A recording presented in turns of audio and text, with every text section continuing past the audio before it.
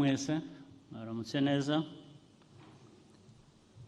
abanyacyubahiro bari hano ariko mbere na mbere umuryango wa Karemera n'inshuti ze nabo bakoranye cyangwa bakuranye muri hano ngira ngo cyatuzanye hano kirazwi no gusezera kuri Joseph Karemera ndabivuga ku buryo butandukanye icyambere jya namenye Karemera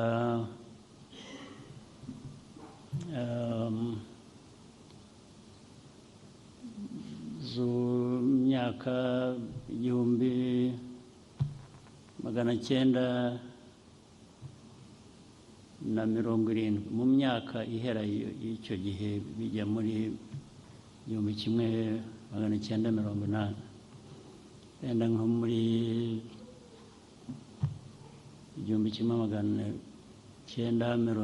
1976 cyangwa aho ngaho ni ibya kera rero kumenyana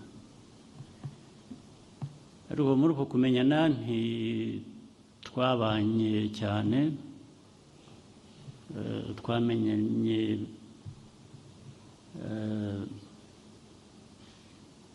tutari hamwe keretse imwe mu gihe kirekire nibwo wenda twahuraga ariko noneho tuza kurushaho guhura uko imyaka yagiye yitera imbere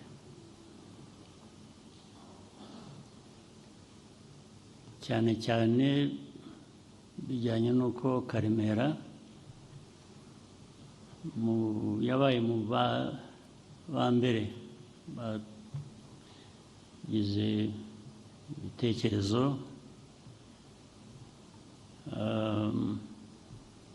byo gushaka uko abanyarwanda cyane cyane bari hanze y'igihugu turi impunzi icyakorwa kugira ngo abantu basubire mu Rwanda hagiye habaho ibice byinshi byo gushakisha nyine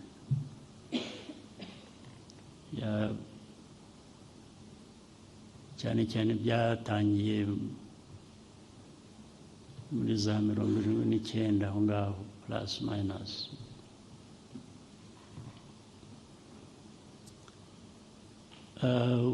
Karemera rero yabaga hari muri ibyo byose yari mu batekerezaga ibyo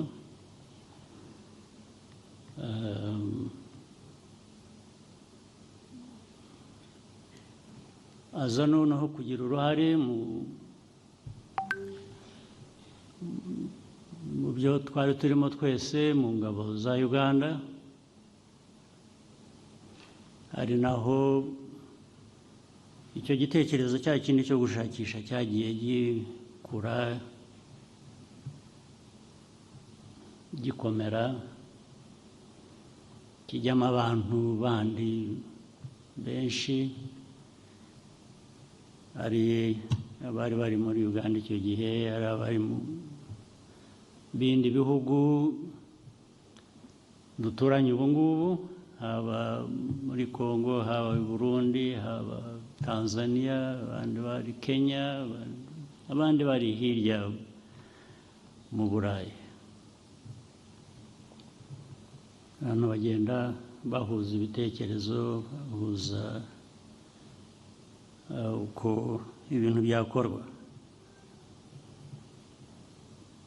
ibyo byose Karemera yari abifitemo uruhare aho yabaga ari hose yaba ari mu mashuri Makerere havuzwe yaba ari muri Kenya aho yaje gukora yaba ari aho yari ari hose yari umwe muri abo ngabo babigiragamo uruhare ndetse aho nyine bitangiriye intambara yo muri 1990 yo kubohora igihugu nabwo yari ahari birumvikana. Ntabwo ndi bujye muri buri kantu kose ariko ndavuga ibikuru muri byo byagiye bimwubaka cyangwa byubaka n'uruhare yagize mu byahuzwaga icyo gihe n'ibyo buri wese babigizemo uruhare yabaga akora. Ndetse byaje kuvuga ko imirimo yagiye akora itandukanye ari ukuba minisita yabaye muri minisiteri zitandukanye cyane health, ubuzima n'uburezi, no kuba ambasaderi, no kuba seneta n'ibindi byose. Ibyo ni uruhare runini yagize. Ariko icyo nshaka kuvuga ni uko nubwo atagifite ubuzima bwe kuri uyu munsi,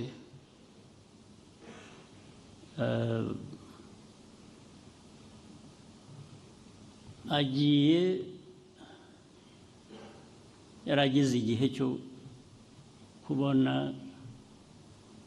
ibyavuye mu mbaraga mu byo yagizemo uruhare. Uyu munsi birahari, adusize ejo bundi, ariko mbere yaho yarabibonaga, yarabibonye. Igihugu aho cyavuye arahazi, aho cyari kigeze asize nacyo, aho cyari kigeze asize abibonye, asize abizi. N'ubuzima rero niko bugenda, nuko nk'abantu tutajya tumenyera, ariko buri wese niho ajya. Ntabwo ari, ariko ntitubimenyera, yani birumvikana nk'abantu ntabwo twabimenyera. Dushaka kubaho, ariko ntitujya tumenyera ko kubaho gufite aho kugarukira kuri buri wese.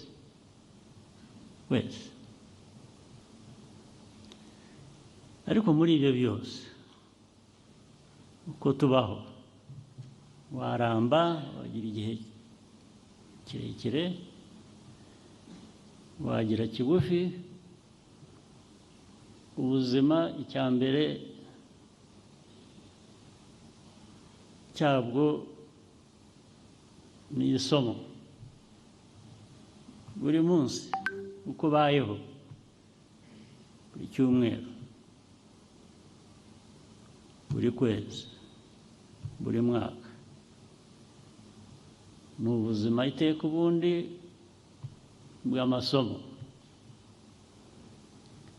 bw'amasomo ava mu bibi biba mu buzima, cyangwa se ibyiza biba mu buzima. Byombi kandi bibamo. Mu buzima habamo ibibi, habamo n'ibyiza. Byose tuba dukwiriye kubivanamo isomo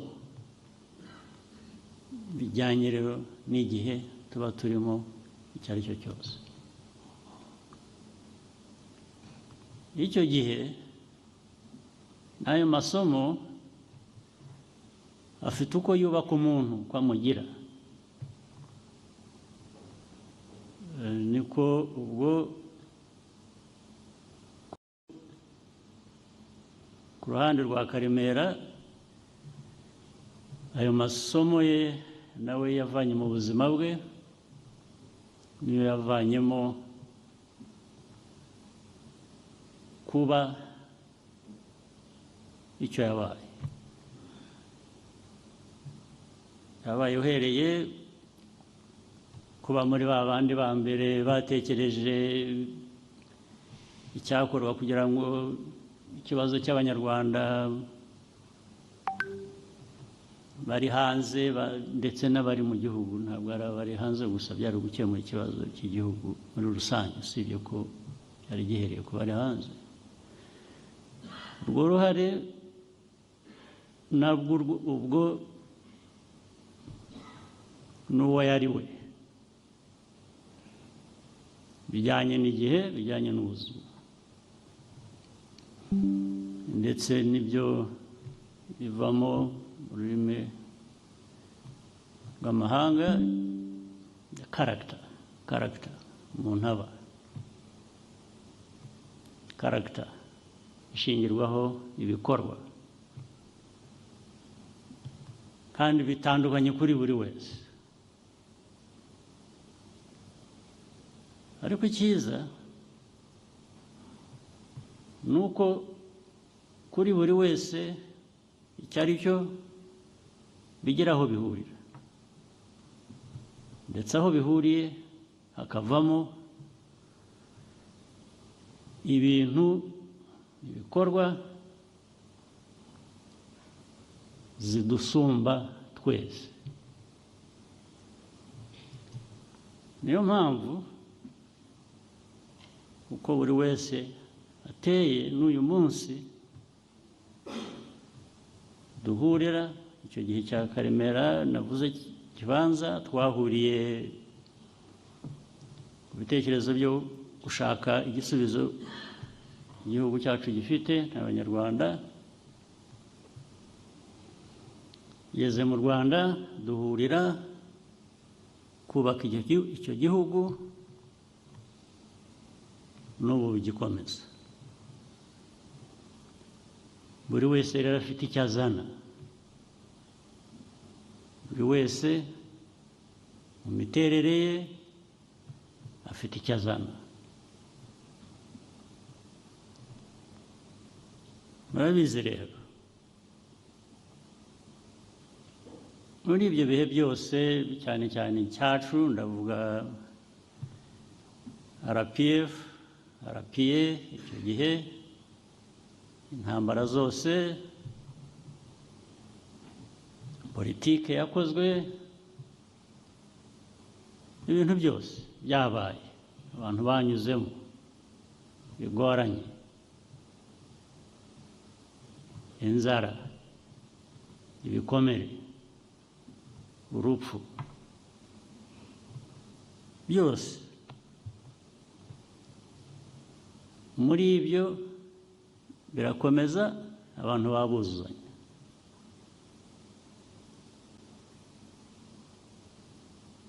Ndetse bibamo kuzuzanya ku buryo bitakwitirirwa umuntu umwe gusa. Ariko habamo n'ibibazo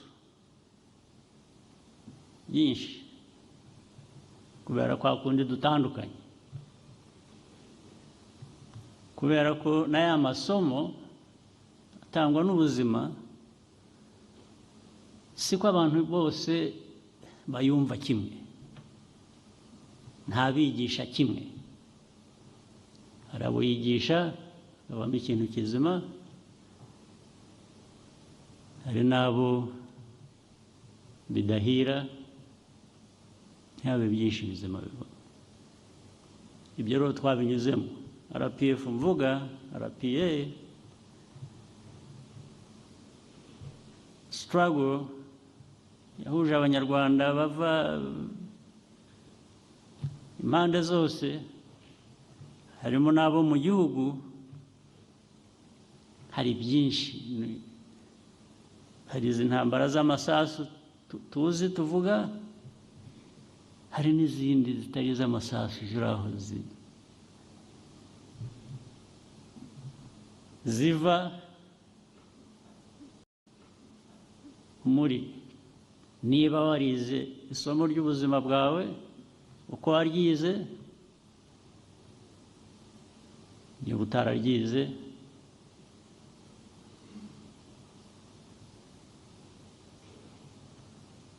nicyo ukwiriye kuba ukora muri buri gihe cyose.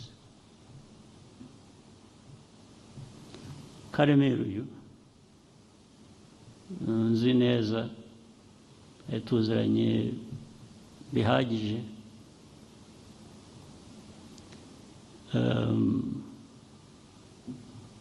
agize uruhare runini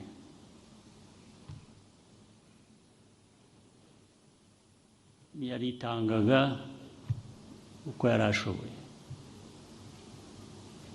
yakoranaga n'abandi uko yari ashoboye, yari afite umuryango, yari afite inshuti, yari afite,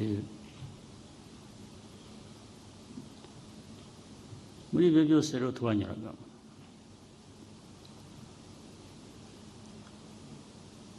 Nagira ngo mvuge ku kintu kimwe kuko gihoraho buri munsi tugenda.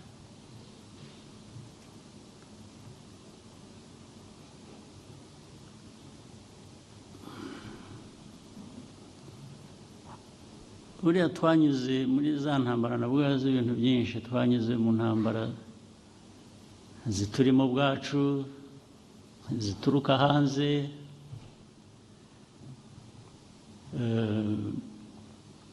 ndetse ushobora kuba mubizi uko mwicaye hano, sinirwa mbisubiramo ku buryo burebure. Intambara zo kubaka igihugu, intambara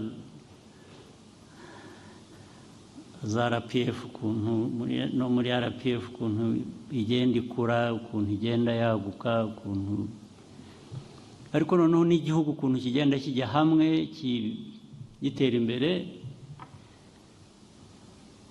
hagaturuka ibintu imbere, byinshi bigaturuka hanze. Intambara zituruka hanze byo n'ubu turacyazirwana, ariko nyinshi buriya zarabaga ziri aho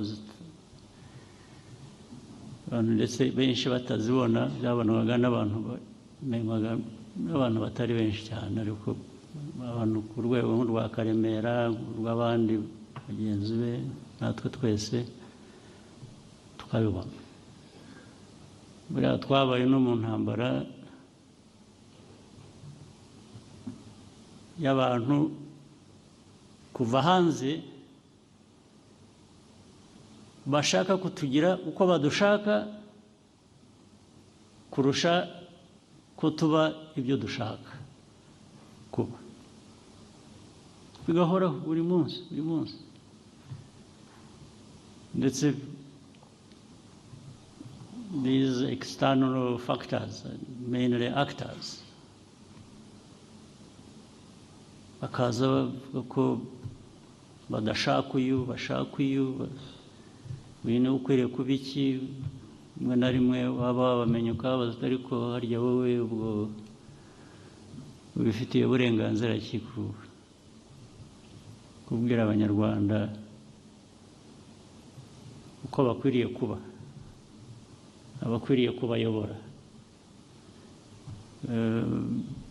ibintu nk'ibyo. Tugahora mu intambara zikagera ndetse zikabaho zishaka kugeraho no ku ntambara nyayo,